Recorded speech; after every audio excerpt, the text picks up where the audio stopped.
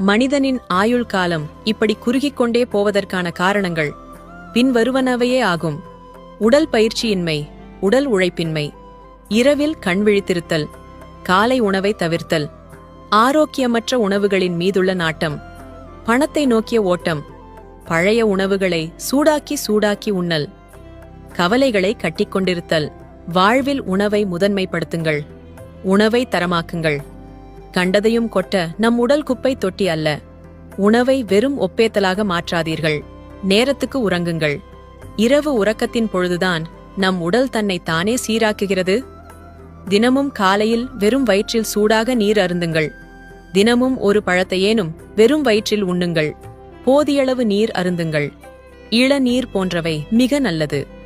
பச்சையாக உண்ணக்கூடிய தேங்காய், ஊறவைத்த நிலக்கடலை, வெள்ளரி பிஞ்சு, கேரட், சின்ன வெங்காயம், பழங்கள்